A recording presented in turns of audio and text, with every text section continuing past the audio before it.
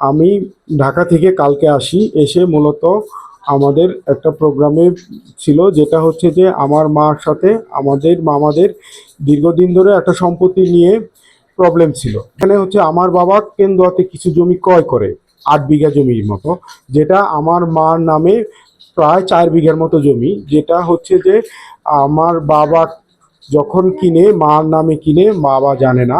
এখানের ম্যাক্সিমাম জমি কেনা হয়, সেই ক্ষেত্রে ওইখানে আমার বোনদের কোনো নাম নেই, এবং কি বোনদেরকে ওই সম্পত্তি থেকে বঞ্চিত করা হয়, যেটা আমার কাছে বিবেকের তাড়না থেকে মনে হচ্ছে যে আমার বোনদের ওইখানে সম্পত্তি পাওয়ার যোগ্য এবং প্রাপ্য। সেই ক্ষেত্রে আমি আমার মাকে বলি যে আমার মার নামে যে 4 বিঘা সম্পত্তি আছে, সেখান থেকে যেন আমার বোনদেরকে সম্পত্তি বঞ্চিত না করা হয়। মিনিমাম 1 বিঘা সম্পত্তি যেন আমার বোনদেরকে দেওয়া হয়, যেটা আমার মা রাজি না, এবং কি আমার মামারাও রাজি না। মূলত আমার মামারা রাজি না, যেটা মাকে দিয়ে প্রকাশ করানোর চেষ্টা করতেছে।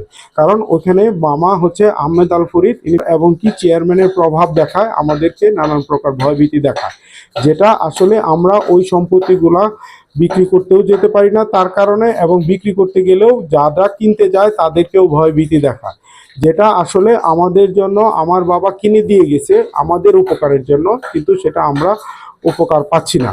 সেই অর্থে আমি আমার মাকে বলি যে আমাদের ওই সম্পত্তিগুলো যেন আমরা সবাই মিলে বিক্রি করে আসি, এবং বোনদেরকে ওটার একটা প্রাপ্য দিতে পারি। সেই কথাটা মাকে বলার কারণে মামাকে বলে, মামা এটাকে নিয়ে মাকে ব্যবহার করে, এবং কি মাকে বোঝানোর চেষ্টা করে যে এই সম্পত্তিগুলো যেন বিক্রি না করা হয়। কি আমি যখন মাকে বললাম যে আমার সম্পত্তি দরকার নাই, এবং কি তুমি শুধু বোনদেরকে একটু তাদের সম্পত্তি দাও, সে সেটাতেও রাজি না।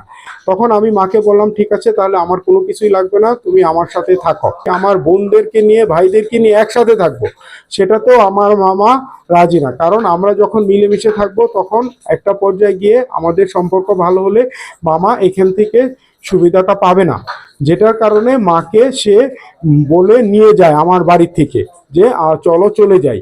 আমি এখানে মাকে কোনোভাবেই যেতেও বলিনি, তাকে বের করে দেওয়ার মতো কোনো অপবাদ কিংবা কোনো কিছুই করিনি। যে গ্রামবাসী ছিল, গ্রামবাসীকেও আমি বলেছি যে না, আমার মা আমার সাথে থাকবে, কিন্তু মামা বলেছে যে না, আমরা নিয়ে যাব।